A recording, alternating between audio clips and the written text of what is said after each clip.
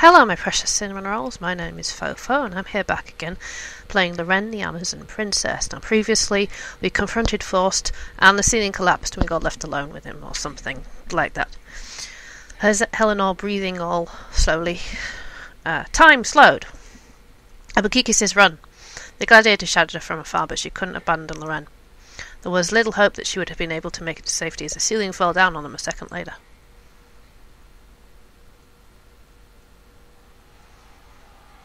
Toba says, "Elves have secured the eastern range." Someone else says, "Perfect, with the Ren and the troops straight up the middle, they have nowhere else to run but into the ocean." Someone says, "Demons can't swim, can't they?" Brazier ran up to the war table, struggling to breathe. Someone says, "What's wrong?" Brazier says, "Demons, they flanked us, there's so many more than we expected." Someone says, "Say again, you just had the Resting Ridge under control a moment ago." Elwell Scout says, "The east is falling, the demons are overwhelming us." Samael looked past them and to the distant armies. Waves of new demons were swarming the armies. The ground shook. Samael says, "Earthquake!" with 2 exclamation marks. Brazier says, "Is everyone okay?" More messengers joined with more distress calls and reports of monstrous warriors that no one had ever seen before. Everyone grew dead quiet, watching their armies fend off untold evils. General Astron says, "How could this happen?" Samael says, "I underestimated him and we're playing by his rules now." Toba says, "Can we win?" Samael says, "It doesn't matter if we can or we can't. We've come too far to quit now. We're here to slaughter those beasts into the next realm or we'll die. I won't leave to see them take our homes." Brazier says, "Loren is depending on us. We cannot fail here." Toba says, "We just throw our lives away?" Nashra says, "No, Tava, we're fighting for the lives that were already taken." Images of their once smiling children flashed into their minds and pierced their hearts. Toba took in a deep breath and faced the city of the dead. "Yes, we'll fight them straight to Inferno." "We're already there as far as I'm concerned," Samael says. "So let's show them everything we've got. Back to your posts." Excuse me. Eleanor took a breath, and then another, and another. She was alive, or was she? Pebbles stuck to her cheek as she lifted her head from the cold ground. Eleanor almost felt like she was in a dream. Liam was twice as heavy and her vision was blurred. What she did see was that she was still in the cavern, one that looked very much like the lair of Fost. But it was different. It was ethereal, as if frozen in time, except it was whole, like the ceiling had never crumbled down. It was also empty. Eleanor struggled to stand, grasping her body in pain. On the off chance that this was not the afterlife, she still needed to kill Fost, and that meant finding her friends. Eleanor says, "Loren?" She hobbled a few steps into the glow of the cavern, her head spinning. Eleanor says, "Loren? Loren?" Somebody else says. Eleanor started to hear another voice. She whipped around to see Karen standing on the other side of the lair. Eleanor says, "Karen, you're alright." "Where's everybody else? Where are we?" Eleanor ran up to Karen, overjoyed to see her. Karen swung her spear directly at her, the sharp tip barely an inch from her face. "Who are you?" Eleanor swallowed and held her hands up in the air. "It's me, can't you tell, Eleanor?" Karen says, "You are not Eleanor, you're an imposter." Eleanor says, "What?" "I have already met you." "You're not making any sense." Somebody else says, "Help me, please, it hurts so much." They both turned to see Dora trapped under a large rock.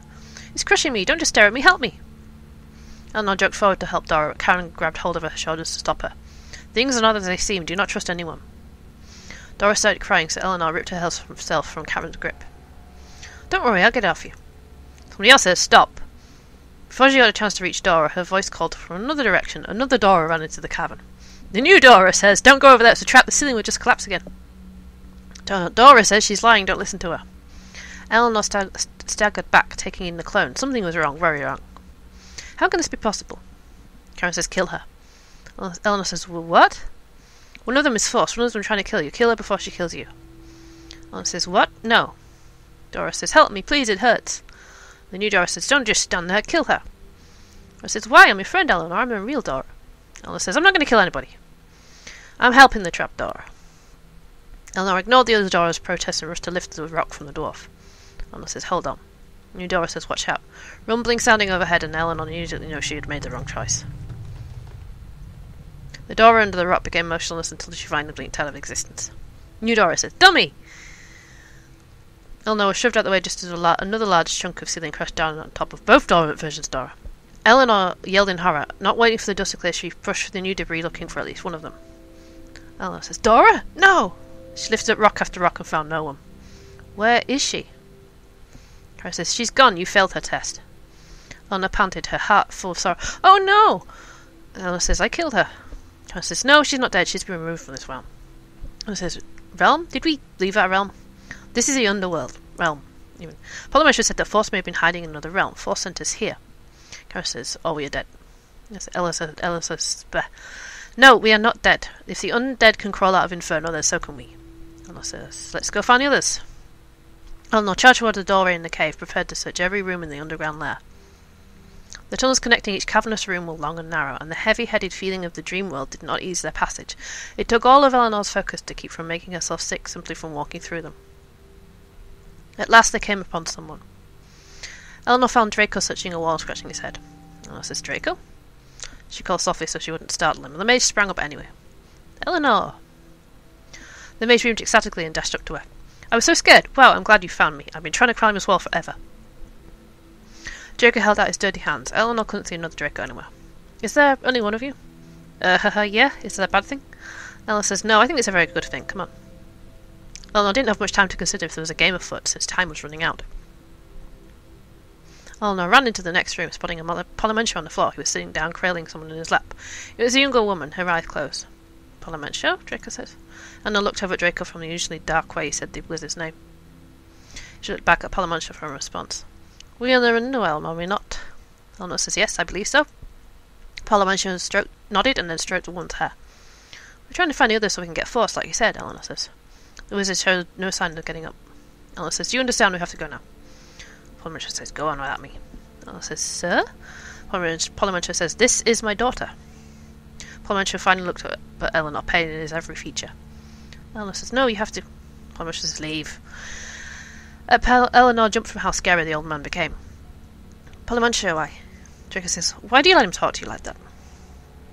Draco grew unusually angry, stirring even more worry in Eleanor. "He's always bossing people around, and he's always hated me. It's time I stuck up for myself." Eleanor says, "Settle down." Polymentia says, "You are no concern to me now, young mage. I care for nothing for the past world. I'm prepared to surrender it all." Eleanor says, "Don't throw away your life for this. We need you." Polymentia says, "No, I won't throw my life away. I'll give it to her. If others can return from the dead, so can she." Eleanor says, "That's impossible, unless you're asking to turn her undead, but that's dark magic." Polymentia says, "Maybe dark magic can be good after all. If it can bring her back, then it must be good." Draco said, "He's turned on the sea." Draco says, Eleanor says, "Draco, what is your problem? If he wants us to leave him, then let's leave him." Polymentia says, "Do as he says, leave me." "No, I'm not leaving him." Eleanor says, "No, your daughter would not have wanted you to do this." Draco says, "What?" "Abandon this fantasy or I will force you to." Eleanor pulled out her sword and stepped towards the wizard. Polymentia placed his daughter's head delicately on the ground and stood to meet her. "Stay away from her." Eleanor says, "Let her go." Polymentia says, "Stand back." Polymentia shadowed the razor and grabbed his wizarding staff. "You will not touch her." Old wizard prepared himself for battle. Draco growled and started to cast his fire magic. Draco says, "I warned you, but no, you never listened to me." Eleanor says, "We don't have to fight." Polymentia seemed to believe that they did. "Okay, party set up, I guess. It's not a very good balanced party being a warrior, but here we go."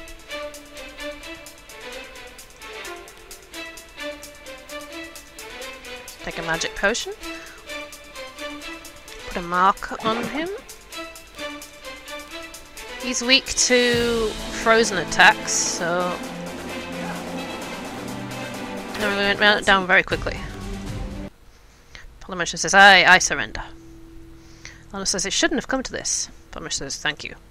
Eleanor blinked, not expecting gratitude. Polymentia turned around and did not see his daughter anymore. "As I thought, an illusion only." His words were confident, but the wizard looked completely broken. He stood for a long moment, staring at the empty cavern floor where he had set his daughter down a moment earlier. Draco was growling even more now, his eyes fixed on the wizard. Eleanor says, "Draco, what is wrong with you?"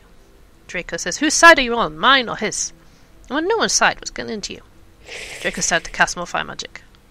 Eleanor ran up to him and shook him. "It's over now. Polymentia is no longer a threat." Draco says, "I need to fight. I need to kill. Let me kill him." The fire mage writhed in Eleanor's grip as he tried to cast his magic. And let him go. Eleanor released Draco when he burst from her hold and right for Polymentia. The old man was sombre and waiting and did not move to defend himself. Draco filled his palms with 2 fireballs and wielded them dangerously. He threatened to attack but was not moving to fight. Instead he was shaking. Polymentia suddenly lifted his staff and whacked Draco straight on the forehead. The mage stumbled backwards. After a few blinks, Draco reached up to rub his head. "Ow." Polymentia says, "Welcome back, young mage." Draco laughed shyly, his face draining from embarrassment. "About what just happened, Karen says, the realm influenced you to come to it." Eleanor says, is everything alright now? Are you back to normal? Draco says, quick, ask me what my someone asked me what my favourite type of magic is. Eleanor says, fire. Draco says, no, you're supposed to ask me. Oh, never mind. Draco says, I'm sorry, everyone. Minister says, do not be. Let us press on and never speak a word of this again. Minister expertly suppressed his feelings as if he'd been doing so the entire time. He walked past them to the next room. Eleanor glanced at Karen before following him.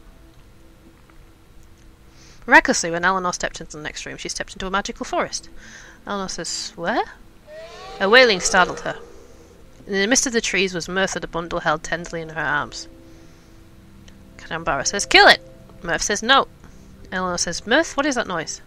As Eleanor walked closer, she saw the wailing was coming from the bundle of Mirth's arms, surely. It was a crying baby, but unlike anything Eleanor had ever heard. Chambara says, kill it, lady, or I will. Mirth says, I will not let you. Eleanor says, Chambara, is that a baby you wish to kill? Mirth says, I found this child here in the forest. It was crying out for its mother. Eleanor blinked as Mirth smiled at the child in her arms. Chambara says, she's delusional. That isn't a child, it's a monster. Chambara pushed at Mirth's shoulder. Show her. Eleanor walked up to her and peered into the cloth wrapped around the child. She recoiled in terror. Mirth, that's a demon spawn. Chambara says, told you. Mirth said, it's a baby. It hasn't done anything to hurt us. Chambara says, if it could, then it would. It's thinking nothing but violent thoughts now and forever will be. Mirth says, evil? How can you say that so easily? I once thought the Dark Elves were evil too, but I was wrong. I won't brand anyone evil ever again. Mirth says, but this is a demon. Not a Dark Elf, not a creature of our realm at all. Chambara suddenly reached out and tried to grab the demon baby from Mirth. Mirth says, no, stop it, I'll die before I see this child hurt. Chambara says, alright, seems fair, you first. Chambara prepared her dark magic. I'm fighting Chambara, I'm not letting him kill a demon baby, no. Eleanor says, Chambara, stop. Okay, it's Draco, Mirth. Oh, we've got the three mages, 2 rogues, no warrior. This should be interesting. Wouldn't last very long. She's weak to frost as well.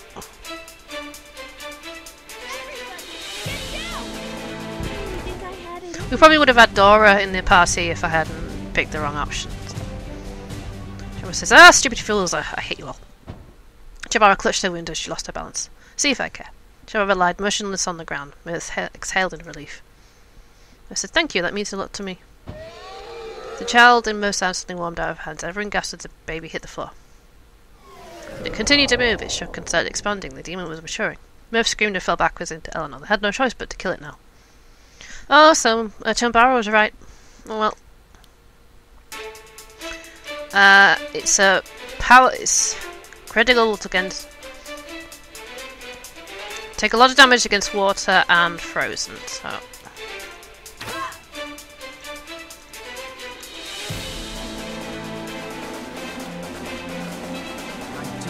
When you've got 3 mages, that's pretty easy. Yeah. Mirth shed a tear for the dead demon. I can't believe. Eleanor put a comforting hand on her back. You did nothing wrong. No one wants to believe there really is evil. Chambara whimpered in pain. They spun around to see who she would allow. Mirth said, Chambara, get away from me. Mirth ignored Chambara's threats and turned to her wounds. Let me die. I want to. We're not ready for you to leave. We need you until the end. Mirth and Chambara traded looks. About time you realised that. Mirth smiled and offered her her hand to stand. Mirth came to grips with herself and her mind returned to normal. After a long silence, they moved into the next chamber. The rocks of the cavern walls seemed to turn to ash, covering the ground in a fine powder similar to sand. When Eleanor entered the next chamber, she understood why. Mesfit was standing in the centre of the cavern, facing away. Oh, he didn't run away, then. Eleanor was about to call out to him, but she heard a clicking noise to her side. She saw Ray crouching behind rubble, aiming his crossbow right at Mesfit. Eleanor crept slowly towards Ray as the elf closed one eye to aim his shot. Eleanor says, you need him. You need everyone here to defeat Fost. Ray continued to stare down his crossbow at his target. Eleanor says, Ray? Quiet. Eleanor says, don't you see what this realm is doing to you? It's testing you. It's testing me. I can't let you do this. Ray says, I've waited too long for this. He's escaped my bolts too many times. Ray says, he was my kill. I was supposed to take him down, but did I get to? Did I? Ray finally looked at Eleanor, his eyes as sharp as knives. Talk him out of it. He says, why do you need to kill him this much? Ray says, because I do, because he's evil, because he's the only target that ever eluded me. Eleanor says, it's not his fault that those things happened to him. Ray says, it's my parents' fault that they died. Eleanor says, give him up. Ray says, never. Okay, we have to attack him. Great. Now I got 4 mages and 2 rogues. This should be interesting. He's weak to air, tired attacks, and fire. Burning attacks. Not fire, burning. This is not quite the same thing. Be gone. That's air damage. Okay. Watch it. Well, that was easy. Ray Gilligan coughed. He faded away shortly thereafter. Eleanor looked down at the blood on her hands. She questioned everything that had just happened. She attacked Ray. This place is warping me. Karen says, it's nature. We need to get out of here, right now. Eleanor quickly abandoned the room, pushing it from her mind. A pile of gold coins and gems littered the floor of the next room. No one seemed to be around the treasure at first glance. Guess the misfit didn't join our party, then. Okay. Salazar appeared out the corner of their eyes, surprising them. Salazar says, it's not real. Eleanor says, Salazar, is you okay? None of this is real. Eleanor, we know. We're trying to find everyone so we get out. Salazar gazed at the gold pile without a word. He walked to the treasure and picked up a few coins just to feel them. Eleanor says, are you ready? Salazar says, I'm not allowed to own possessions as a monk, you know. Eleanor shook her head in disbelief, realizing that Salazar was not okay as he first seemed. My life before I became a disciple. All I ever wanted was this stuff. Gold, gems. He clutched the gold coins tightly into his fist. I became a monk to escape that life and repent for my sister. But have I? What has being a disciple of truth really done for me? Well, says Salazar. Salazar says, nothing. I haven't changed the world. I haven't repented for any of my sins. They still happened. I'm still the same boy who wants nothing but this. He threw the gold from his hands. It clanged loudly, making Eleanor cringe. Say Salazar changed the world. Eleanor says, you have changed the world. Without you and your monks, the undead would have overrun Mount Kronos. They would have been completely out of control, just like the demons are now. You're about to change the world in a significant way, too, killing Fost to save all of Arrowvorn. You completely earned all of my respect, sir. Salazar turned away from the treasure, deep in thought. He laughed through his nose. That's not bad at all. Thank you, I feel the efforts of the dark magic leaving me. Take me with you and I shall be in fighting shape by the time we've Fost, I promise. Eleanor smiled and walked up to him to pat him on the shoulder. When Eleanor walked closer, however, a familiar dwarf jumped out from behind the sparking piles. Ramos says, you killed her! You killed my Dora! Everyone gasped at how frightening Ramos had become, being completely controlled by a phantom anger. Eleanor says, Ramos, put the axe down. And I'm going to end this episode here. Hi, this is Phoephoe. Thanks for watching this video. If you liked it, please leave a like, comment, and if you really liked it, please subscribe.